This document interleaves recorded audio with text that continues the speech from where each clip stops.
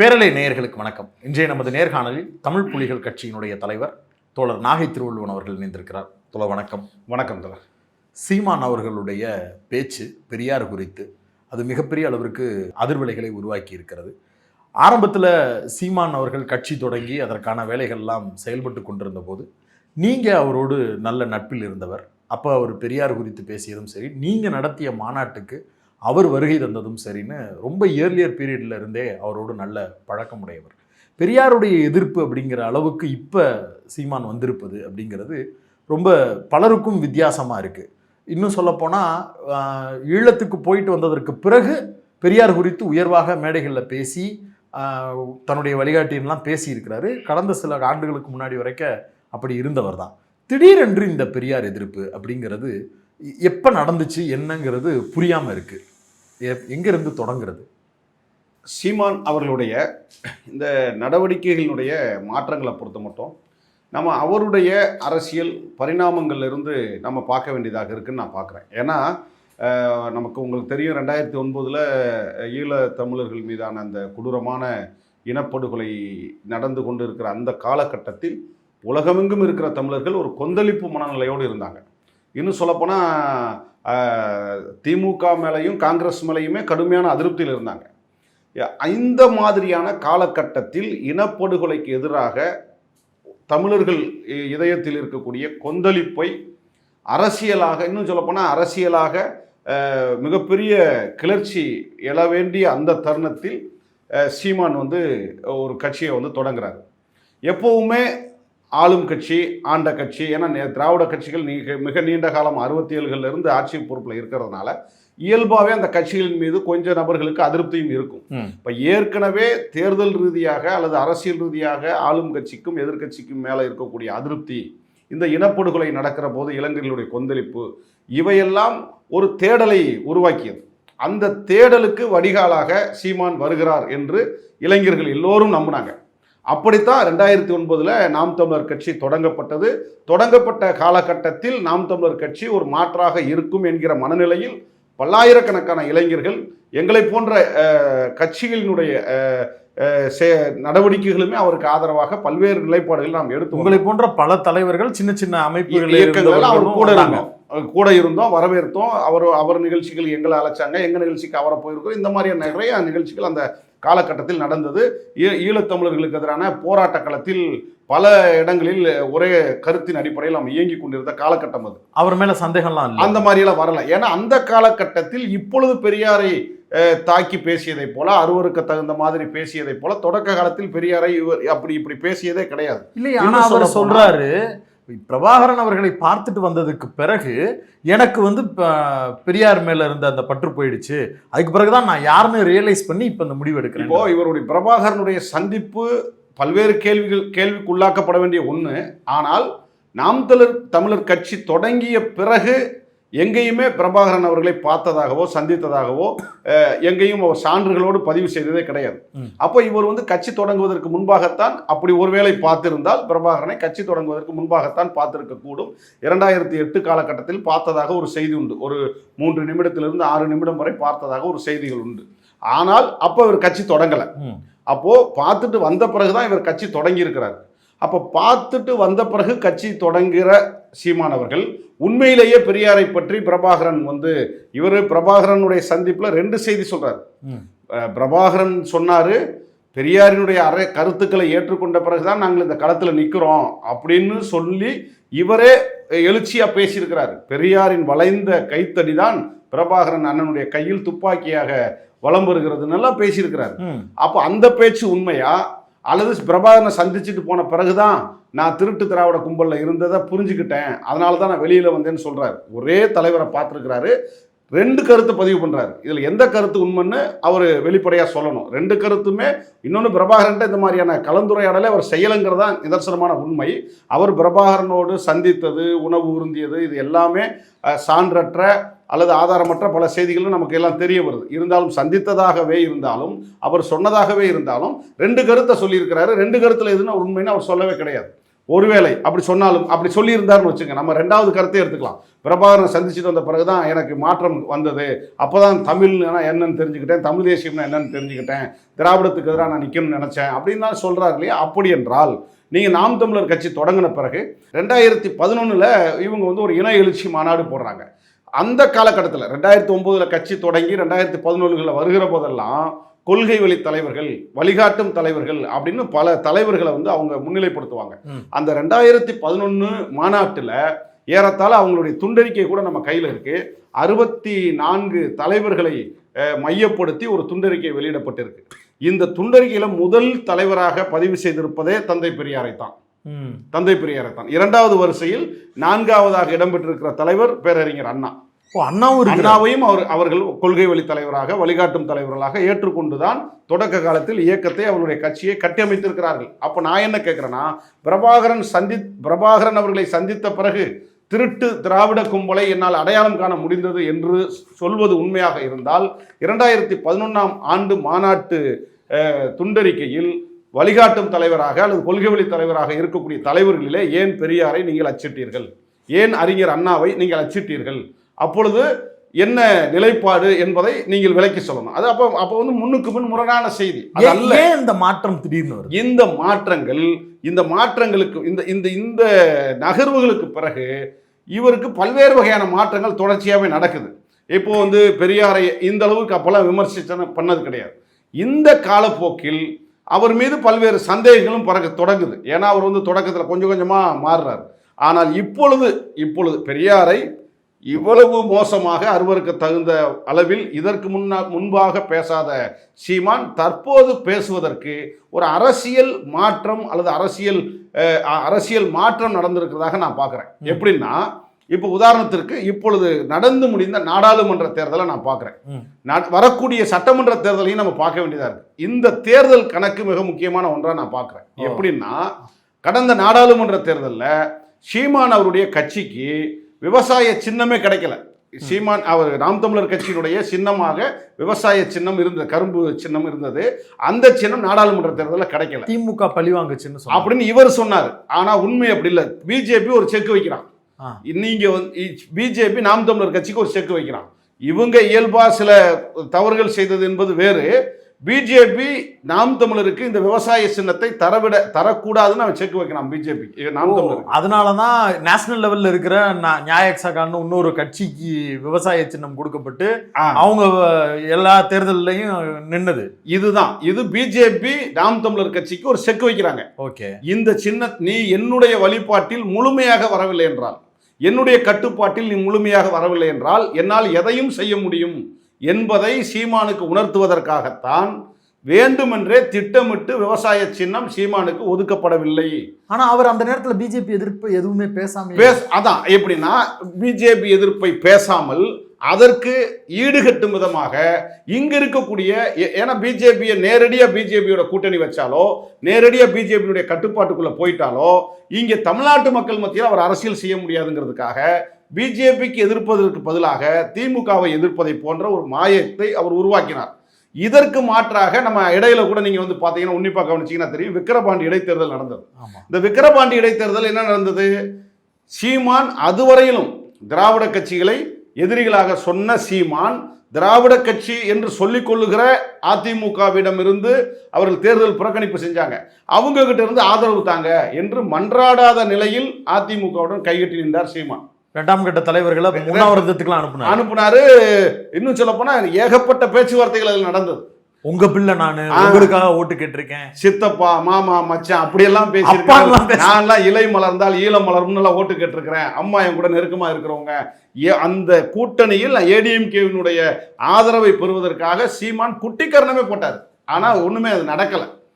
அதுக்கப்புறம் வந்து பாத்தீங்கன்னா, அதை ஈடுகட்டுவதற்கு தேமுதிக இதுவரையிலும் ஒரு மனிதன் அல்லது ஒரு அரசியல் தலைவன், நடிகர் விஜயகாந்தை அல்லது ஒரு தேமுதிகவினுடைய தலைவரை சீமானை போல அருவருக்கு தகுந்த வகையில் பேசியவர்கள் இவர் யாருமே கிடையாது. அவ்வளவு கேவலமா தேமுதிகவை பத்தி, விஜயகாந்தை பத்தி தெலுங்க, அவனுக்கு இந்த இடத்துல என்ன வேலை என்றெல்லாம் பல வசைப்பாடுகளை பேசிய சீமான் அந்த தேர்தலில் அந்த தேமுதிகவிடம் ஆதரவுக்காக மன்றாடினார். இது நடந்ததா இல்லையா? நடந்துச்சு. அப்போ விக்கிரவாண்டி இடைத்தேர்தலில் இந்த பிஜேபியினுடைய எதிர்ப்பிற்கு ஈடுகட்ட முயற்சி பண்ணாரு. ஆனால் ஏடிஎம்கேவும் கை கொடுக்கல, தேமுதிகவும் கை கொடுக்கல. அப்போ இந்த நிலையில் அவருக்கு ஒரு தடுமாற்றம் வருது. அப்போ பிஜேபி ஒரு பக்கம் நேரடியா அழைப்பு, நேரடியா எங்களோட அணியில சேர்ந்துக்கங்கிறத அதோட டிமாண்டே, அதோட செக் வைக்கிறத. இப்போ இந்த மாதிரியான ஒரு மனநிலை பிஜேபிக்கு, இவரை நம்முடைய அணிக்கு நேரடியாக கொண்டு வர வேண்டும்னு அவங்க பிஜேபி பிளான் பண்றாங்க. அவங்க பிளான் பண்றதுக்கு என்ன காரணம் அப்படின்னா, பிஜேபிக்கு பின்னால ஒரு அரசியல் இருக்கு. பொதுவா தமிழ்நாட்டில் ஏடிஎம்கே டிஎம்கே தான், ஒருவேளை இவங்க 2 பேருக்குள்ள மாறி மாறி வர முடியும். ஜெயலலிதா அவர்களுடைய மறைவுக்கு பிறகு பிஜேபி ஏடிஎம்கேவில் ஆளுமை மிக்க தலைவர்கள் இல்லை, அந்த இடத்தில் பிஜேபி வரணும். அப்ப திமுகவிற்கு மாற்று இதுவரை ஏடிஎம்கே என்று இருக்கக்கூடிய நிலையில் பிஜேபி வரணும்னு அவங்க நினைக்கிறாங்க. அதற்கு ஏடிஎம்கேவை செல்லரிப்பதை போல உள்ளிருந்து உடன்பட்டு கூட்டணியில் இருந்து மிரட்டி ஐடி பல்வேறு வகையான சட்டங்களை எல்லாம் என்ன சொல்ல, பல்வேறு வகையான அடக்குமுறைகளை மறைமுகமும் நேரடியாகவும் ஏவி சின்னம் வரைக்கும் கை வச்சு மிரட்டி கிட்டத்தட்ட ஏடிஎம்கேவுடைய அந்த பலத்தையே பலவீனப்படுத்தி தன் பக்கம் இயக்கிட்டாங்க, அஸ்திவாரத்தையே அசைச்சிட்டாங்க. இப்போ திமுகவிற்கு மாற்று ஏடிஎம்கேங்கிற நிலை மாறி திமுகவிற்கு மாற்று பிஜேபிங்கிற நிலைக்கு கொண்டு வரக்கூடிய அளவிற்கு குறைந்தபட்ச மனநிலையில் ஒரு ஒரு ஒரு ஒரு ஒரு நிலைக்கு பிஜேபி தள்ளி இருக்கிறார்கள் ஏடிஎம்கேவை. இப்போ இந்த ஏடிஎம்கேவை அந்த இடத்துக்கு வரணும்னா இதர குட்டி கட்சிகளை பூரா தன் பக்கம் இழுக்கணும். அந்த அடிப்படையில் தான் ஏடிஎம்கேவுக்கு மாற்றாக பிஜேபி இருக்கிறது என்கிற அந்த கருத்தை முன்வைத்து நாடாளுமன்ற தேர்தலை சந்திச்சாங்க. அந்த நாடாளுமன்ற தேர்தலில் பாட்டாளி மக்கள் கட்சியாக இருக்கலாம், ஐயா ஜி.கே. வாசன் அவருடைய கட்சியாக இருக்கலாம், ஐஜேகேவாக இருக்கலாம், ஒரு ஜான் பாண்டியன் கட்சியாக இருக்கலாம், டிடிவி தினகரன் போன்ற பல்வேறு வகையான மெகா கூட்டணி மாதிரி கிட்டத்தட்ட ஒட்டுமொத்த சாதிய இயக்கங்களையும் ஒரு அணியில திரட்டி தேர்தல் காலத்தில் சந்திச்சாங்க. இன்னும் சொல்லப்போனால் தேமுதிக ஏடிஎம்கேவை தவிர பல்வேறு கட்சிகள் பிஜேபி கூட கூட்டணி வச்சாங்க. அத்தனை ஆண்டு காலமாக அதிமுகவோடு கூட்டணி வைத்திருந்த கட்சிகள் எல்லா கட்சிகளும் பிஜேபியோட ஏன் வச்சாங்க? அந்த கட்சிகள் கிட்டயே பேரம் பேசுவதன் மூலமாகவும் நெருக்கடி கொடுப்பதன் மூலமாகவும் ஆசை வார்த்தைகள் கொடுப்பதன் மூலமாக ஏடிஎம்கேவை விட பிஜேபி மாற்றுன்னு நம்ப வச்சாங்க. அந்த நேரத்தில் மிஸ் ஆனதுனாலதான் சின்னத்தை பறிக்கிறாங்க நாம் தமிழருக்கு. இதுதான் செய்தி. இந்த நேரத்தில் இவங்களையும் அந்த கூட்டணி கூப்பிட்டுருக்காங்க. இவர் வர மறுத்ததுனாலதான் முதல் கட்டமாக உன்னை மிரட்டுறன் செக் வைக்கும் விதமாகத்தான் இந்த விவசாய சின்னம் பிஜேபி சீமானுக்கு கொடுக்கல. உங்களுக்கு தெரியும், கூட்டணி வச்சவங்களுக்கெல்லாம் எவ்வளவு சலுகை பண்ணாங்க, கூட்டணி வைக்காதனால சீமானை எவ்வளவு தூரத்துக்கு நெருக்கடி கொடுத்தாங்கிறது. ஜி.கே. வாசனுக்கு சைக்கிள் சின்னம் கிடைச்சிச்சு. யாரு இருக்கா, ஓட்டுறதுக்கே ஆள் இல்லாத இடத்துல சைக்கிள் சின்னத்துக்கு திரும்பி கொடுத்துருக்காங்க. இதுவெல்லாம் பிஜேபி ஒரு முடிவுக்கு வர்றாங்க. தமிழ்நாட்டில் கால் வைக்கணும்னா ஏடிஎம்கே வீழ்த்தணும், ஏடிஎம்கே வீழ்த்திட்டு அந்த இடத்துல இருக்கணும். இப்போ ஏடிஎம்கே கூட இருக்கிற அனைத்து ஜாதி சங்கங்களையும் சரி, அனைத்து எல்லா கட்சிகளையும் தன் பக்கம் இழுக்கணும். கிட்டத்தட்ட பிஜேபி ஏறத்தால எல்லாரையுமே இழுத்துட்டாங்க. தேமுதிகவுமே பெரிய கொள்கை முரண்பாடுனால நான் பிஜேபி கூட சேரலன்னு சொன்னதில்லை, அது பிஜேபி கூட சேர்ந்துருக்கு. புதிய தமிழகம் ஏற்கனவே பிஜேபியோட இருந்த கட்சிகள் தான். இப்படி திமுகவிற்கு மாற்றாக ஏடிஎம்கே கூட இருக்கிற எல்லா கட்சிகளையும் பிஜேபி ஏற்கனவே பாராளுமன்ற தேர்தலில் இழுத்து வச்சது. அதனால தான் பிஜேபி 18 விழுக்காடு ஓட் பேங்கை பார்லிமெண்ட்ல காட்டினாங்க. அப்போ இப்போ 18.28 விழுக்காடு அவங்க பார்லிமெண்ட் தேர்தலில் பிஜேபி கூட்டணி வாங்கினாங்க. இந்தியா கூட்டணி என்ன வாங்கியிருக்கிறாங்க? 48 விழுக்காடு இந்தியா கூட்டணி வாங்கியிருக்கிறாங்க. பிஜேபிக்கு என்ன மனநிலை கொண்டாங்க? 18 விழுக்காடை நம்ம வாங்கிட்டோம். அதிமுகவுக்கும் நம்மளுக்கு இருக்கிற வித்தியாசம் 5 தான். அதிமுக தனிப்பட்ட முறையில் அதிமுகவோட ஓட்டை நம்ம நெருங்கிறதுக்கு வெறும் 5 விழுக்காடு தான். இப்போ சீமான் கிட்ட ஏறத்தாழ ஒரு 8 விழுக்காடு ஓட்டு இருக்கு. இன்னும் தேமுதிக போன்ற புதிய தமிழகம் போன்ற பல கட்சிகள் இருக்கு. இவங்களையும் இழுக்கக்கூடிய முயற்சியில பிஜேபி செய்யறாங்க. 8 விழுக்காடு பெற்று இருக்கக்கூடிய சீமான் நம்ம பக்கம் வந்தா ஏடிஎம்கேவை விட பிஜேபியினுடைய வாக்கு சதவீதம் உயர்த்தி காட்ட முடியும். இந்த மனநிலைக்கு வந்த பிறகுதான் சீமானை தன் பக்கம் இழுக்கக்கூடிய முயற்சியை அவங்க மேற்கொள்றாங்க. பெரிய ப்ராசஸா இருக்கு. அது எவ்வளவு நாள்ல நடந்திருக்கு, என்ன எதை வச்சு அதை அப்படி நம்ம சஜ்மெண்ட் பண்றோம்னா, இந்த சின்னம் கிடைக்காததுக்கு பிறகு, விக்கிரவாண்டி தேர்தலுக்கு பிறகு சீமானுடைய மனநிலையை மாற்றுவதற்கு அல்லது மிரட்டி மாற்றுவதற்கு பல முயற்சிகள் செஞ்சாங்க. அந்த ஒரு முயற்சியில் மிக முக்கியமான ஒன்று, அண்ணன் துரைசாமி ரவீந்திரன் நமக்கு தெரியும், அவர் ஆர்எஸ்எஸ் காரர். அவரே சொன்ன செய்தி, ஆர்எஸ்எஸ் காரரு, நான் ஆர்எஸ்எஸ்ல இருக்கிறத நான் பெருமைப்படுறேன்னு. இப்போ நடிகர் ரஜினிகாந்த் இருக்கிறார், அவரும் பெரிய ஆர்எஸ்எஸ் கார் தான். அவர் நல்ல நடிகராக இருக்கலாம், சிறந்த மனிதராக இருக்கலாம், இதையெல்லாம் தாண்டி அவர் ஆர்எஸ்எஸ் காரரு, பிஜேபியினுடைய அனுதாபி. அது நமக்கு எல்லாம் வெளிப்படையாக தெரியும். இன்னும் சொல்ல போனால் தமிழ்நாட்டில் பிஜேபி நேரடியாக கால்பதிக்க முடியாத காரணத்தினால் ரஜினியின் முகத்தின் மூலமாக பிஜேபி வருவதற்கு ரஜினியை வச்செல்லாம் தேர்தல் ரீதியாக காய் நகட்டினாங்க நமக்கு தெரியும். ரஜினியே சொன்னாரு திருவள்ளுவருக்கும் காவி பூச பாக்குறாங்க, எனக்கு பூச பாக்குறாங்கன்னு சொன்னாங்க. ரஜினிக்கு பின்னால எலெக்ஷன் வேலை பார்த்ததுக்கு அவர் நியமிச்சவரும் பிஜேபி காரர், பிஜேபி ஆதரவாளர் நமக்கு தெரியும். திருப்பி அவர் பிஜேபி அறிவிசார் அப்படியே போயிட்டாரு, அது நமக்கு நல்லா தெரியும். அப்போ நேரடியாவே பிஜேபி தான் ரஜினிகாந்த் தமிழ்நாட்டுக்குள்ள தேர்தல் அரசியலுக்குள்ள நுழைக்க வைக்க முயற்சி பண்ணாங்க, அது நடக்கல. இப்போ மீண்டும் அந்த இடத்துல ரஜினிகாந்த் மூலமாவே கை நாட்டுறாங்க. இப்போதான் ரவீந்திரன் துரைசாமி அவர்கள் சீமானை அழைத்து கொண்டு போய் ரஜினியை சந்திச்சு ஏறத்தாழ 2.5 மணி நேரம், அதுவரை நமக்கு தெரியும் ரஜினிகாந்தையும் மொழி ரீதியாக மிக கொடூரமான முறையில் தாக்கி பேசியவர் சீமான். பர்சனலா ஃபேமிலி மகளுடைய செய்தியை உள்பட திருமண வாழ்க்கையை உள்பட பேசாத அறுவருக்கு தகுந்த விமர்சனத்தை எல்லாம் தாண்டி தனிநபர் விமர்சனாக குடும்ப விமர்சனம்லாம் வச்சார். அப்படி விமர்சித்த ரஜினிகாந்தை விரும்பி பார்க்கிறாரு. ஏன்னா இந்த ரவீந்திரன் துரைசாமி சொன்ன செய்தி, சீமான் ஆசைப்பட்டதால் ரஜினிகாந்திடம் நான் அழைத்து சென்றேன், அது அவர் செய்தி. அப்போ சும்மா வேட்டையன் படம் நல்லா வந்துச்சு, அது குறித்து சொல்ல போறேன்னு தானே போனோம். ஆமா, அப்படித்தானே சொல்ல முடியும். ஏற்கனவே ரஜினி எதிர்த்திருக்கிறோம், அப்படி சொல்லி தானே போக முடியும். சினிமாவின் மூலமாக சினிமாவை வாழ்த்துகிறோம், அந்த படத்தை நான் வாழ்த்துறதுக்கு இப்படி சொல்லி தானே நம்ம உள்ள நுழைய முடியும். வெளிப்படையா சொல்லி நான் ரஜினிகாந்தோட பிஜேபியோட சேர்றதை பற்றி பேச போறேன், பிஜேபிக்கும் ரஜினிகாந்த் எனக்கு அழைப்பு விட்டுருக்கிறாரு, அப்படி சொல்லி போக முடியாது. அந்த வேட்டையன் படத்தினுடைய சினிமாவை வாழ்த்துவதன் மூலமாக சந்திப்பு என்கின்ற பெயரில் ஏறத்தாழ 2.5 மணி நேரம். ஒருவேளை நீங்க அந்த படத்தை தான் வாழ்த்த போயிருந்தீங்கன்னா அதுக்கு ஒரு 5 நிமிஷம் போயிடும், போன்லயே வாழ்த்து பேசியிருக்கலாம், அது ஒரு பெரிய செய்தி இல்லை. 2.5 மணி நேரம் நீங்க உட்கார்ந்து பேசின செய்தி என்பது அரசியலில் மிக முக்கியமான ஒன்று. அது அவ்வளவு சாதாரணமாக கடந்து போக முடியாது. ஏன்னா ஆர்எஸ்எஸ் பிஜேபியால் அடையாளப்படுத்தப்பட்ட ரஜினிகாந்தும் ஆர்எஸ்எஸ் காரர் என்று தன்னை பெருமையாக சொல்லிக் கொள்ளுகிற அண்ணன் ரவீந்திரன் அவர்களும் சீமான் அவர்களும், ஏற்கனவே சீமான் மேல ஒரு குற்றச்சாட்டு இருக்கு, இவர் ஆர்எஸ்எஸ்னுடைய கைக்கூலியாக தான் செயல்படுறாருங்கிற குற்றச்சாட்டு. அந்த மாதிரி இந்த 3 தரப்பினரும் பேசிய பேச்சு என்பது, இந்த பேச்சு மிக முக்கியமான பேச்சு. அந்த பேசுகிற போது என்ன நடந்ததுன்னு கூட நமக்கு தெரியும். ஏன்னா இவர் பேசிட்டு வந்த பிறகு இவர்களுடைய நெருக்கமான தலைவர்கள்ட்டெல்லாம் பகிர்ந்துருப்பாங்கல்ல, அந்த தலைவர்களோட நம்மளும் நெருக்கமாக தான் இருக்கிறோம். எங்களை பொறுத்த மட்டும் 2.5 மணி நேரம் நீங்க என்ன பேசுனீங்க, ஆர்எஸ்எஸ்னுடைய அஜெண்டாவை ரஜினி விலக்கி பேசியிருக்கிறார், அதற்கு உடன்பட்டு தான் சீமான் வெளியே வந்திருக்கிறார். அதனாலதான் வெளியில சங்கி என்றால் நண்பன். அந்த வெளியே வந்த பிறகு நீங்க ஒண்ணு இல்ல, ரஜினியை சந்திச்சுட்டு வந்த பிறகு சீமானுடைய ஒவ்வொரு அசைவையும் நம்ம பார்த்தோம்னா முழுக்க ஒரு முழு சங்கியாவே இருப்பார். இப்ப நீங்க பாத்தீங்கன்னா தமிழ்நாட்டில் சங்கின்னு சொன்னாலே கோபம் வரக்கூடிய அளவிற்கான மனநிலைக்கு தள்ளப்பட்டிருக்கிற நிலை தமிழக அரசியல். இன்னும் சொல்லப்போனா இதே சீமானே மேடையில் யாரா சங்கின்னு சொல்ற அப்படின்னு செருப்பை கழட்டி காட்டினார். அப்ப சங்கின்னு சொன்னா செருப்பை கழட்டி அடிப்பேன்னு சொல்லி கோவப்பட்ட சீமான் ரஜினியை சந்திச்சுட்டு வந்த பிறகு சங்கி என்றால் தோழன் அர்த்தம், ராமாயணத்தில் இப்படி சொல்லப்பட்டிருக்கு. எப்படி சங்கின்னா செருப்பை கழட்டி காட்டின சீமான் சங்கி என்றால் தோழன் என்று விளக்கம் கொடுக்கிற அளவிற்கு மாற்றியது அந்த 2 மணி நேரம் உரை, ரஜினியோடு அவர் பேசிய உரை.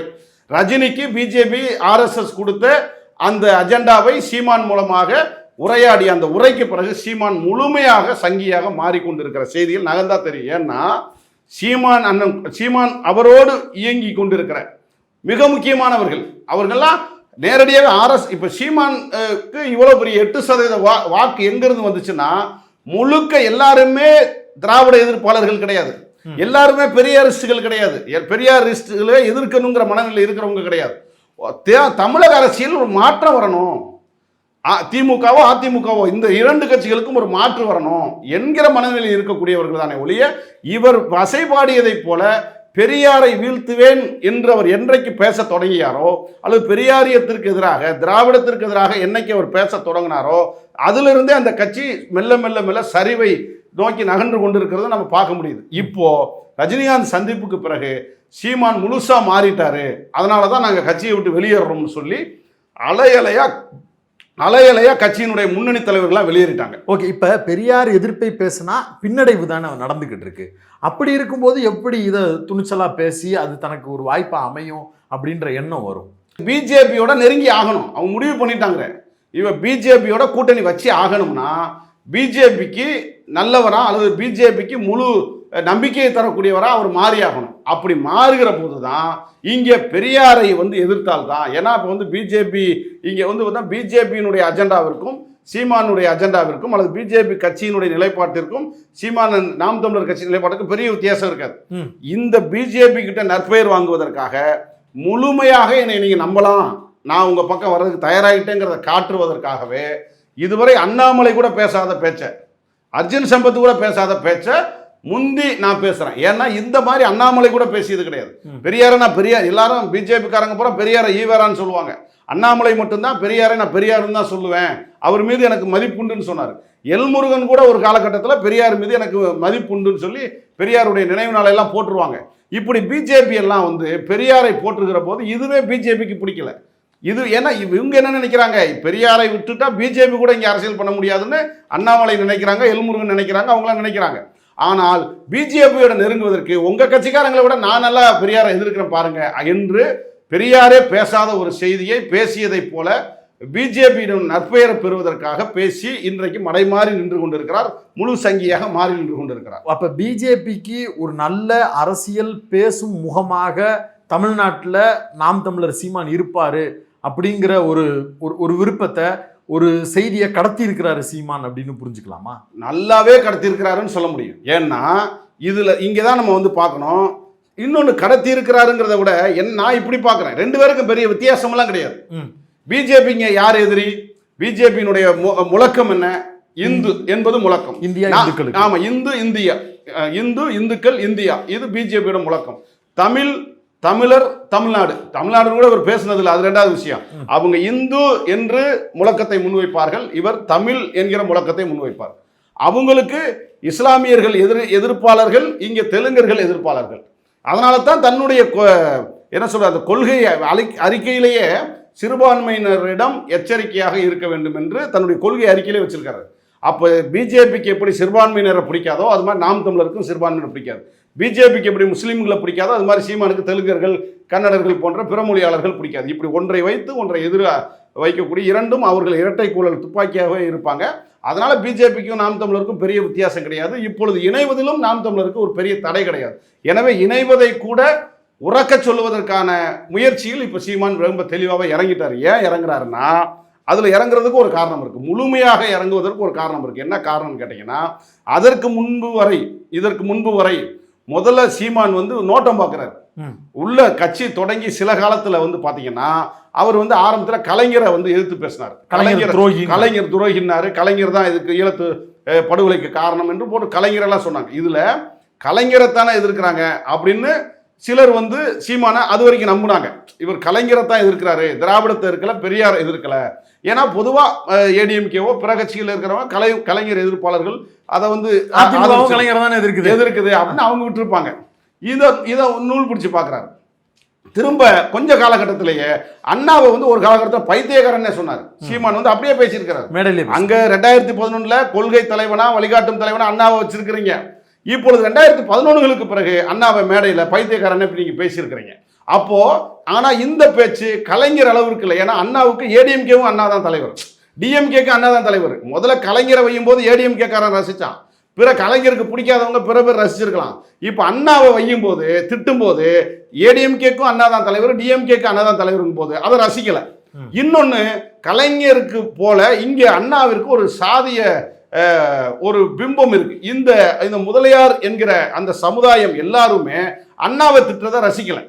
அப்போ மிகப்பெரிய ஒரு சாதியோடைய ஓட் பேங்க் வந்து இவரை பாதிக்குது. ஏன்னா சீமான் நல்லா கவனிக்கணும், சீமான் வந்து சாதியா பெருமிதம் பேசி சாதிகளை பூரா பெருமை பேசி சாதி குழுக்களை உருவாக்கி வச்சதுல சீமானுடைய பங்கு அதிகம். அதுல முதலியாரை அவர் பகச்சிக்க தயாரா இல்லை.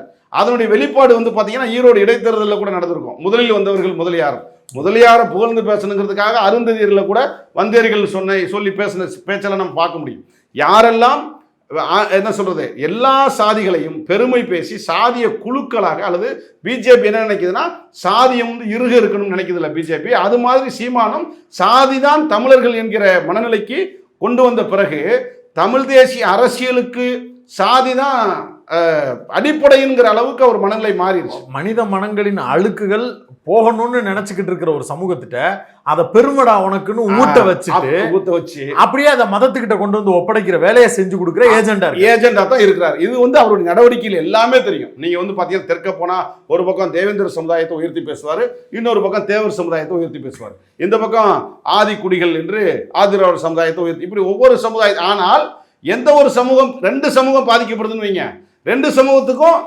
பாதிக்கப்பட்ட சமுதாயத்து பக்கம் நிக்கவே மாட்டார். இளவரசன் திவ்யா மேட்டர்ல வந்து சாதி இரண்டு பக்கமும் கூறி ஆயுதம் உடையதுன்னு அறிக்கை அப்படியே சொல்லி கம்முன்னு இருந்தார். ராமதாஸை விமர்சிக்கவே இல்லை. இப்போ விமர்சிக்க மாட்டாரு.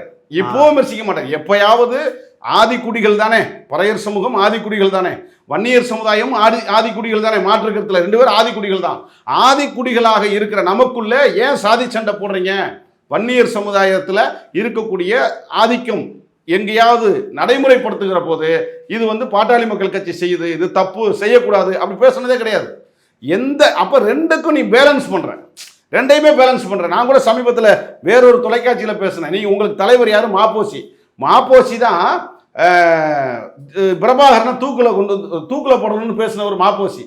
இப்ப தூக்குல போடணும்னு சொன்ன மாப்போசி உங்களுக்கு தலைவர், தூக்கிலிடப்பட வேண்டும் என்று குற்றவாளி கூண்டில் நிறுத்தப்பட்ட பிரபாகரனும் உங்களுக்கு தலைவரா? நீங்க யாரு பின்னால இருக்கீங்கன்னு நான் ஒரு கேள்வி கேட்டிருந்தேன். இது மாதிரி தான் இங்க கொலை செய்யறவனுக்கும் ஆதரவு, கொலை செய்யப்பட்டவனுக்கு ஆதரவுனா இரட்டை வேடம். இந்த பக்கம் ராமதாஸ் வந்து என்னுடைய அப்பா ஐயா அப்படி அப்பான்னு சொல்லுவாரு, திருமாவளவன் தோழர் அண்ணன். ஆமா, இதுதான் அவருடைய அரசியல். இதுவே முன்னு பின்னு முரணான விஷயம். இந்த மாதிரியான அரசியல் சீரழிவு கலாச்சாரத்தை அல்லது பாதிக்கப்பட்ட மக்கள் பின்னால் நிற்காமல் இரண்டு பேரையும் நான் சமனா பார்க்குறேங்கிற அந்த மனநிலை இருக்குல்ல, இதுவே சாதி ஆதிக்கத்திற்கு எதிரான ஒன்று தான். அப்படிப்பட்ட நிலையில் இருக்கிறவர் இதை எதுக்காக சொல்ல வரேன்னா, கலைஞரை பேசுகிற போது இருந்த நிலைக்கு மாற்றாக அண்ணாவுக்கு பேசுகிற போது எதிர்ப்பு வந்துச்சு. இப்போ இவர்களெல்லாம் தாண்டி பெரியாரை வீழ்த்தாமல், இப்போ ரொம்ப முக்கியமான விஷயம் என்னன்னா, இங்கே பிஜேபி கால் பதிக்கணும்னா, இதாங்க செய்தி, பிஜேபி இங்கே கால் பதிக்கணும்னா இங்கே திமுகவை எதிர்த்தா தான் இங்கே கால் பதிக்க முடியும். அல்லது திமுக எந்த பலத்தில் இருக்கிறதுனா பெரியாருங்கிற பிம்பத்தின் அடிப்படையில் தான் திமுக மிக பெரியார் சொல்லப்போனால் இந்த அரசியலே திராவிட மாடல் அரசுன்னு திமுக சொல்றாங்க. என்ன காரணம்னா, அந்த அளவிற்கு தமிழர்களுக்காக இங்க இருக்கக்கூடிய மக்களுக்கு பெரியார் வந்து களமாடி இருக்கிறாரு. பெரியார்னா திராவிடம், திராவிடம்னா பெரியார். இதுதான் நம்மளுக்கு இதுதான் தமிழ்நாட்டு அரசியலுக்கு. அப்போ பெரியாரை வீழ்த்தணும், திமுக வீழ்த்தணும், இந்த அஜெண்டாவை பிஜேபி வச்சிருக்கு. இந்த பிஜேபியோட கூட்டணி சேரணும்னா அல்லது பிஜேபி இந்த கட்சியை காப்பாற்றணும்னா பிஜேபியோட சொல் பேச்சு கேட்கணுங்கிற மனநிலைக்கு தள்ளப்பட்ட பிறகுதான் வெளிப்படையாவே திமுக எதிர்ப்பு, பெரியார் எதிர்ப்பு அந்த அரசியலை இப்போ இவங்க கையில் எடுத்திருக்கிறாங்க. எதுக்கு என்ன காரணம்னா, இங்க இருக்கக்கூடிய இப்ப திமுகவை கூட இப்ப எதிர்க்கிறத விட்டுட்டு பெரியார் எதிர்ப்புக்கு இப்ப மடை மாறி இருக்காரு. ஏன் மாறி இருக்காரு அப்படின்னா, நீங்க திமுகவை எதிர்ப்பு கூட செய்ய முடியாது. இப்போ நீங்கள் வந்து பெரியார் திராவிட மாடல்னு சொல்கிறீங்களே, நீங்களாம் பெரியார் வழிவந்தவங்க சொல்கிறீங்களே, இதெல்லாம் நீங்கள் தமிழ்நாட்டில் செஞ்சுருக்கீங்களா அப்படி சொல்லி திமுக விமர்சிக்க முடியாது. ஏன்னா பெரியாரினுடைய கனவுகளை எல்லாம் நடைமுறைப்படுத்தி கொண்டிருக்கக்கூடிய ஆட்சியாக திராவிட மாடல் ஆட்சி திமுக ஆட்சி இருக்குது. நீங்கள் வந்து பெண்கள் முன்னேற்றமா, இன்னைக்கு இலவச பெயர்ந்து போய் பெண்கள் போய் பயணம் பண்ணி தன்னுடைய வாழ்க்கை முறையை தீர்மானிக்கக்கூடிய இடம், இப்படி பல விஷயங்கள் தமிழ்நாட்டை பொறுத்த மட்டும் பெரியாரின் கனவு ஒவ்வொன்றாக நடைமுறைப்படுத்தப்பட்டே வருகிறது என்பதனால் திமுக எதிர்ப்பை தாண்டி நேர பெரியாரையே டேமேஜ் பண்ணிடலாம் என்கிற மனநிலைக்கு அவர் தள்ளப்படுறாரு. அதனால தான் பெரியாரை நேரடியாக வீழ்த்துவதற்காக பெரியாரியத்தை நேரடியாக திமுக வீழ்த்த முடியாதுன்னு தெரிஞ்சு போச்சு. திமுகவை விமர்சிக்க முடியலைங்கிறதுனால தான் திமுகவினுடைய ஐக்கானாக இருக்கிற பெரியாரையே வீழ்த்திடலாம். இப்ப பெரியாரை வீழ்த்தலாம்னு மனநிலைக்கு வந்துட்டாரு. பெரியார் எப்படி வீழ்த்துறது? அருவருக்கத்தக்க பெரியாரே சொல்லாத ஒரு காரியத்தை, சொல்லாத ஒரு உரையை பெரியார் சொன்னதாக இன்னைக்கு வந்து மிக கேவலமா, மிக அருவருக்கத்தக்கமா பேசியிருக்காருன்னு வச்சுக்கோங்க. ஆக மொத்தம் பிஜேபி தமிழகத்தில் திமுகவிற்கு மாற்றாக வர வேண்டும் என்று சொன்னால் பெரியாரை வீழ்த்தாமல் பிஜேபி அந்த இடத்துக்கு வர முடியாதுங்கிறதுனால தான் நேரடியாக பிஜேபி காரங்களை வச்சு சொல்ல வச்சா கண்டுபிடிச்சிடுறாங்கன்னு வாடகையா ஒரு ஆளை கூப்பிட்டு வந்து பேச வச்சு தான் கூட சேர்த்துறது. இப்படித்தான் ரஜினிகாந்தை கொண்டு வர முயற்சி பண்ணாங்க. ரஜினிகாந்த் அதுக்கு சரிப்பட்டு வரலங்கிறதுனால இப்ப அந்த இடத்துக்கு சீமானை வச்சு இப்ப ரஜினியவாது நேரடியா முதலமைச்சர் கேண்டிடேட்டே இறக்கலாம்னு நினைச்சாங்க. இப்ப சீமானுடைய பலம் குறைஞ்சிருச்சு. எப்ப நடிகர் விஜய் வந்து அரசியல் கட்சிக்கு வந்தாரோ இந்த பெரியாரை உள்வாங்கின தலைவர்களே இப்ப விஜய் பக்கம் போயிட்டாங்க. அதாவது பெரியாரை திட்டுறது நாம் தமிழர் கட்சியில் இருக்கிறவங்களுக்கே அது பிடிக்கல. அந்த மனநிலையில் இருக்கிறவங்க என்ன ஆகி போச்சு, அண்ணன் வந்து முந்தி மாதிரி சரியில்லை, சம்பந்தம் இல்லாம பேசுறாரு, இப்ப பெரியாரை இப்படி பேச வேண்டிய அவசியம் என்ன இருக்கு, இந்த மனநிலையில் இருப்பவர்கள் எல்லாம் விஜய் பக்கம் போயிட்டாங்க. ஏன்னா அவங்களுக்கும் ரஜினியுடனான சந்திப்பின் நேரங்கள் தெரியுது, பிடிக்கல. அங்க ரஜினிகாந்த் கிட்ட சந்திப்பதுல என்ன நடந்திருக்குங்கிறது கசிய தொடங்கிருச்சு. அப்ப இனிமேல் சீமானை நம்பினா பிரயோஜனம் இல்லை. சீமான் தன்னை பாதுகாக்க தயாராகிவிட்டார், தன்னை வளப்படுத்திக் கொள்ள அவர் தயாராகிவிட்டார். அதனால பிஜேபியோட இவர் போயிடுவாரு. இன்னும் சொல்ல போனா பிஜேபியினுடைய ஏஜெண்டாகத்தான் தமிழ்நாட்டில் இருக்க போறாரு. இனிமே தமிழ்னு பேசுறது பொய், தமிழ் தேசியம்ங்கிறது பொய், இனிமே சீமானை நம்பி பிரயோஜனம் இல்லை என்கிற மனநிலைக்கு தள்ளப்பட்ட பிறகுதான் சீமானுடைய கூடாரம் காலியாகுது. அப்ப கூடாரம் காலியான போகிற போது தனிமைப்பட்டு விடக்கூடாது என்பதற்காக இருக்கிற இந்த எண்ணிக்கையை வச்சாவது பிஜேபியினுடைய அஜெண்டாக்குள்ள நம்ம போயிட்டோம் அப்படின்னா நம்மளையாவது பாதுகாத்துக் கொள்ளலாம், நாம் வளமாகி கொள்ளலாம் என்கிற மனநிலைக்கு தள்ளப்பட்ட பிறகுதான் இப்போ வந்து அவர் இந்த அளவுக்கு முழு சங்கியா மாறிட்டார். இப்போ நம்ம கேட்குற கேள்வி என்னன்னா, பெரியார் குறித்து சீமான் பேசுவதோ அல்லது ரஜினிகாந்துடன் நடந்த சந்திப்பில் சீமான் என்ன உரையாடினார் என்பதோ நாம் தமிழர் கட்சி தம்பிகள் சிந்திக்கணும்னு நம்ம சொல்றோம். ரொம்ப ரொம்ப முக்கியமானது. ஏன்னா எத்தனை காலம் தான் தம்பிகளை ஏமாத்திக்கிட்டே இருப்பீங்க, எத்தனை நாளைக்கு தான் தம்பிகளை சிந்திக்க. பிரச்சனை என்னன்னா, பெரியார் பகுத்தறிவை பேசுறாரு, அங்க பகுத்தறிவுக்கு அங்க வேலை இல்லைன்னு அவர் சொல்ல வர்றாரு. இதை நாம் தமிழர் தம்பிகள் தான் புரிஞ்சுக்கணும் நான் நினைக்கிறேன். கிரீஸ்டப்பா தான் இருக்கணும், நீ அப்படிதான் இருக்கணும், பகுத்தறிவாளா இருக்கும். அது அவரே பேசுகிறார்களே, இது கட்சினா நான் சொல்ற மாதிரி மட்டும் கேளு, சிந்திக்கிறதுக்கு நான் இருக்கேன்ல, உனக்கு என்ன வேலை அப்படின்னு கேட்கிறாரு இல்லையா. இதுவெல்லாம் அதனுடைய வெளிப்பாடு தான். ஆக நாம் தமிழர் தம்பிகள் வந்து இதை சீமானுடைய இந்த நடவடிக்கை என்பது ஏதோ நாம் தமிழர் தம்பிகளுக்கு மட்டும் எதிரானது இல்லை, ஒட்டுமொத்த தமிழர்களுக்கும் எதிரானது. சீமானுடைய இந்த நிலைப்பாடு இருக்கு இல்லையா, இது இன்னும் சொல்லப்போனால் அவர் பேசிக்கொண்டிருக்கிற அந்த தமிழ் தேசியத்துக்கு எதிரானது. இந்த இவருடைய உரைகளோ அவருடைய செயல்பாடுகளோ இவருடைய அணுகுமுறையோ ஒட்டுமொத்த தமிழர்களுக்கும் எதிராக வந்து இது நிற்கும். இன்னும் சொல்லப்போனா எனக்கு நாம் தமிழர் மேல ஒரு தனிப்பட்ட ஒரு கருத்தை நான் பதிவு செய்ய விரும்புகிறேன். நான் பல தலைவர்களோட உரையாடுகிற போது நாங்கள் கவலைப்படுற செய்தி என்னன்னா, சீமான் இப்படி பேசுறாரே என்பது ஆச்சரியம் இல்லை, என்பது கோபம் இல்லை, எங்களுக்கு கோபமெல்லாம் வரல. ஏன்னா சீமான் ஒரு பிழைப்புவாதி, என்னைக்கு வேணாலும் மாற்றி பேசிடுவார்.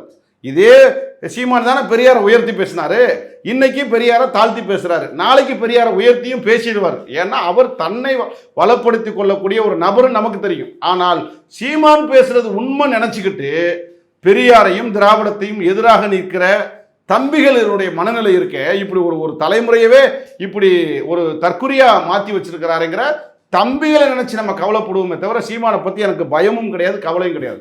ஏன்னா சீமானுடைய நிலைப்பாடு நமக்கு நல்லாவே தெரியும். இன்னும் சொல்ல போனா இப்ப யாரை வச்சு கொஞ்ச நஞ்ச அரசியல் அவர் கையில வச்சிருக்காருன்னா, பிரபாகரன் தலைவர் தான் எங்களை வழிநடத்துறாரு. நான் என்ன கேட்கிறேன், ஒரு காலத்துல நீங்க தான் பெரியார் எங்களை வழிநடத்தினாருன்னு சொன்னீங்க, இன்னைக்கு பெரியாரை இந்த அளவுக்கு இழிவா பேசுறீங்க. இன்னைக்கு தலைவர்னு சொல்லி கொண்டிருக்கிற பிரபாகரனையும் உங்க தலைவர், நான் நாம் தமிழருக்கு சொல்றேன், உங்க தலைவர் சீமான் என்கிற உங்கள் தலைவர் நாளைக்கு பிரபாகரனையும் இந்த மாதிரி கொச்சைப்படுத்தி பேசுவாரு, கேவலப்படுத்தி பேசுவார். அதற்கும் சான்று உண்டு. ஏற்கனவே பொட்டமான கொச்சைப்படுத்தி பேசிய வரலாறு உண்டு. ஈழத்தமிழர்களுக்கு இன்னும் சொல்லப்போனா நீங்க 15 ஆண்டு காலம் பெரியாரை பத்தி பேசுறீங்கல்ல, பெரியார் எந்த இடத்திலும் அதிகாரத்தில் அமரவே இல்லை. ஆனால் தமிழ்நாட்டினுடைய ஒட்டுமொத்த சீர்திருத்தமும் பெரியாரால் நடந்தது. இடஒதுக்கீடாக இருக்கலாம், பெண்களுடைய வாழ்க்கையினுடைய முன்னேற்றமாக இருக்கலாம், எல்லாமே பெரியாரால் நடந்தது. பெரியார் எந்த அதிகாரத்திலும் இல்லை. இப்போ நீங்க 15 ஆண்டு காலம் இந்த நாம் தமிழர் கட்சி என்ற உருவாக்கி இருக்கிறீங்களே, இந்த 15 ஆண்டு கால அரசியல் வாழ்வில் சீமானால் பயனடைந்தவர்கள் யாராவது ஒருத்தரை காட்ட முடியுமா? விடுதலை புலிகளுக்கு சீமான் என்ன செஞ்சிருக்கிறார்? நீங்கள் பேசுகிற அதே கருப்பு சட்டைக்காரர்கள் தான் ஆயுதம் கடத்தி விடுதலை புலிகளுக்கு தந்தார்கள் என்று சிறைப்படுத்தப்பட்டு பல ஆண்டுகள் கொட்டடியில் இருந்தது வரலாறு. விடுதலை புலிகளுக்கு தமிழகத்தில் ஆயுதம் ஏந்தாத விடுதலை புலிகளாக தமிழ்நாட்டில் இருந்தவர்கள் கருப்பு சட்டைக்காரர்கள். பெரியாரிஸ்டுகளால் விடுதலை புலிகள் பயனடைந்திருக்கிறார்கள், பெரியாரிஸ்டுகளால் விடுதலை புலிகள் பாதுகாப்பாக இருந்திருக்கிறார்கள். சீமானால் விடுதலை புலிகளுக்கு என்ன லாபம் கிடைத்திருக்கிறது? பிரபாகரனுக்கு என்ன பிரபாகரனுக்கு சீமான் செய்த நன்மைகள் என்ன? விடுதலை புலிகளுக்கு சீமான் செய்த நன்மைகள் என்ன? ஈழத்தமிழர்களுக்கு சீமான் செய்த நன்மைகள் என்ன? தமிழ்நாட்டில் இருக்கிற தமிழர்களுக்கு சீமானால் என்ன நன்மை கிடைச்சிருக்கு? பெரியாரிஸ்டுகளால் அல்லது கருப்பு சட்டைக்காரர்களால் தான் தமிழ்நாடு இன்றைக்கு வளமாக இருக்கிறது என்பதற்கு பல சான்றுகளை நம்மளால சொல்ல முடியும். தமிழ்நாட்டில் கொண்டு வந்து சேர்த்ததே நான் தான் சொல்றாரு. இல்ல அதெல்லாம் வந்து அவர் சினிமாவில் அப்படி ஒரு சினிமா எடுப்பதற்கு ஒரு கதை ரெடி பண்ணிட்டு இருக்கலாம், அது உண்மை கிடையாது. இங்க பெரியார் இன்னைக்கு ஒண்ணு இல்லைங்க, இன்னைக்கு இந்த தமிழ்நாடு திமுகவால அல்லது பெரியாரால இன்றைக்கு இந்த தமிழ்நாடு ஆளப்பட்டு கொண்டு இருக்கிறதே, இந்த ஆட்சி முறை இந்தியாவில் எந்த மாநிலத்திலும் கிடையாது. படித்த பெண்கள் அதிகமாக இருக்கக்கூடிய சதவீதம் தமிழ்நாட்டில் தான் இருக்கு.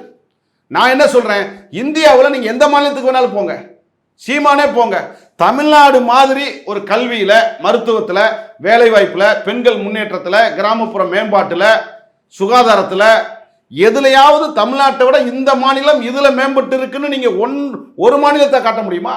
அதற்கு என்ன காரணம்னா திமுக தான் காரணம். அதுக்கு என்ன காரணம்? திமுக பின்னால இருக்கிற பெரியார் தான் காரணம், கலைஞர் தான் காரணம். இதை மறுக்கவே முடியாதே. நீங்க எப்படி இதை மறுக்க முடியும்? நான் தான் கேட்கிறேன், இவர்களெல்லாம் விமர்சிக்கிற தகுதி உனக்கு என்ன இருக்கு? நீங்க சொல்லலாம் திமுக ஆட்சியில் இருந்துச்சுன்னு. ஆட்சியில் இல்லாத பெரியாரால தான் திமுகவே ஆட்சிக்கே வந்திருக்கு.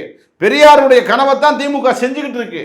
நீங்க என்ன செஞ்சீங்க? அதான் நான் கேள்வி. இன்னும் சொல்ல போனா சீமான் யாரை இப்ப நீங்க சொல்றீங்கல்ல, திராவிடம் தாண்ட ஐக்கானு, பெரியார் தாண்ட ஐக்கானு, இந்த திராவிடத்தை இந்த பெரியாரை நான் வீழ்த்த விட மாட்டேன்னு சவடால் பேசுறீங்கள. பெரியாரை திராவிடத்தை வீழ்த்துவதுதான் என்னுடைய வேலைன்னு சவடால பேசுற நீ உன்னுடைய ஐக்கான யாரை வச்சிருக்கிற? ஏன் தலைவன் பிரபாகரன் வச்சிருக்கிற. ஏன் தலைவன் பிரபாகரன் அங்க ஒரு போராளி குழுவை உருவாக்கி உலகமெங்கும் வாழக்கூடிய தமிழர்களுடைய அரசியலை அல்லது அடையாளத்தை, வாழ்வியலை உறுதி செய்த தலைவனை, எனக்கு தெரிஞ்சு சீமானை போல பிரபாகரனை கொச்சைப்படுத்தி, கேவலப்படுத்தி, அருவருக்கத்தக்க, இன்னும் சொல்ல போனா ஒரு சமயக்காரரை போல மாற்றியது சீமான் தானே. இந்த மாதிரி யாராவது கொச்சைப்படுத்தி இருக்கிறாங்களா? எத்தனை பேர் பிரபாகரனை சந்திச்சிருக்கிறாங்க? எத்தனை பேர் பிரபாகரனோட உணவருந்தி இருக்கிறாங்க? இவர்கள் எல்லாம் யாராவது வெளியே சொல்லி இருக்கிறாங்களா? நீங்க என்ன சொல்றீங்க? ஆமக்கறி சாப்பிட்டாரு, இட்லிக்குள்ள கறி வச்சாரு, நான் உட்கார்ந்து சாப்பிட்டா மேல நின்று குறிப்பெடுத்துக்கிட்டே இருப்பாரு, இப்படி சுடுறா, கீழே சுடுறா, மேல இது இது இது எவ்வளவு அருவருக்கத்தக்க செய்தி. அப்படி நடக்காத ஒண்ணு. எப்படி பெரியார் பேசாத ஒண்ண பேசியதை போல சீமான் பேசுகிறாரோ, பிரபாகரனோடு சந்திப்பே நடத்தாத சீமான் பிரபாகரனை கிட்டத்தட்ட இதை அதான் சொன்ன, இவரை மாதிரி யாருமே கேவலப்படுத்தி இருக்க முடியாது. இது எல்லாருமே அறிஞ்ச செய்தி. இது ஈழத்தமிழர்கள் மத்தியிலே கொந்தளிப்பை ஏற்படுத்தி இருக்கிற செய்தி. நாங்கெல்லாம் ஐக்கான பார்க்கிற பிரபாகரனை ஒரு சமயக்காரனை மாத்திட்டானே சீமா என்று எங்களை போன்றவர்களுக்கெல்லாம் கொதிப்பாக இருக்கிறது. அப்படிப்பட்ட சீமான் நாளைக்கு பிரபாகரனை கொச்சைப்படுத்திய சீமான் நாளைக்கு இதைவிட மேலவும் பிரபாகரனை ஒரு கீழ்மட்ட நிலைக்கு தள்ளக்கூடிய வாய்ப்புகள் இருக்கிறதுங்கிறதெல்லாம் நாம் தமிழர் தம்பிகள் கவனமா எச்சரிக்கையா இருக்கணும்னு நான் நினைக்கிறேன். நீங்க அதுதான் நான் வைக்கக்கூடிய செய்தி. நாம் தமிழருடைய இந்த நகர்வு தமிழக அரசியல் களத்தில் என்ன மாதிரியான மாற்றத்தை உருவாக்கும்னு நீங்க நினைக்கிறீங்க? அந்த கட்சிக்கும் சரி, தமிழ்நாட்டு அரசியல் களத்திலையும் சரி. இல்ல, தமிழ்நாட்டினுடைய அரசியல் களத்தில் நாம் தமிழர் மீண்டும் சங்கிகளுக்கு சேவை செய்யக்கூடிய ஒரு ஏஜெண்டாக இருந்து கொண்டிருக்கிறார் என்று நாங்கள் பலமுறை குற்றச்சாட்டு வச்சிருக்கிறோம். அது இப்போ வெளிப்படையா செய்யுது. இது தமிழ்நாட்டு அரசியலில் கருவறுக்கப்பட வேண்டியது, அப்புறப்படுத்தப்பட வேண்டியது. இது எந்த ஒரு தாக்கத்தை கொடுத்தாலும் அந்த தாக்கம் தமிழர்களுக்கு எதிரான தாக்கமாகத்தான் இருக்கும். எங்களை பொறுத்த மட்டும் பெரியாரையோ திராவிடத்தையோ சீமானல்ல யாராலையும் அசைத்து பார்க்க முடியாதுங்கிறத நாங்கள் உறுதியாக இருக்கிறோம். ஆனாலும் சீமான் இது போன்ற சிந்தனையாளர்களை, பெண்களை பற்றிய இந்த மனநிலையில் இருக்கிற சிந்தனையாளர்களை, பெரியாரை பற்றி இவ்வளவு வன்மமாக நடந்து கொள்கிற சீமானை தமிழ்நாட்டினுடைய அரசியலில் இருந்து அப்புறப்படுத்த வேண்டும். இன்னும் சொல்ல போனா பிஜேபியை விட டேஞ்சரான ஆளு சீமான். எந்த அடிப்படையிலனா, நான் ஏதோ அவர் பெரிய ஆளு அந்த தோரணையில சொல்லல. பிஜேபி காரன் கூட பெரியாரை இந்த அளவுக்கு விமர்சிக்கலைன்னா, இந்த அளவுக்கு நீ சீமானை விசாரிக்கினா, இன்றைக்கு தமிழக அரசியல் களத்தில் சீமானுடைய நகர்வு மிகப்பெரிய தமிழர்களுக்கு எதிரான ஒரு அரசியலாகத்தான் அது இருக்கிறது என்பதை நான் புரிந்து கொள்ளணுங்கிறதா நான் இப்போ செய்தி. ஒரு நல்ல உரையாடல். பல்வேறு விஷயங்களை மிக முக்கியமாக சந்தேகங்களாக எழுப்பி இருக்கிறீங்க. நிச்சயம் நேரம் வரும்போது பல விஷயங்கள் வெளியில் வரும் அப்படிங்கிற செய்தியும் நீங்கள் குறிப்பிட்டிருக்கிறீங்க. என்ன நடக்குதுன்னு பொறுத்திருந்து பார்ப்போம். உங்களுடைய நேரத்துக்கும் உங்களுடைய கருத்துக்களுக்கும் மிக்க நன்றி சார். நன்றி, வணக்கம்.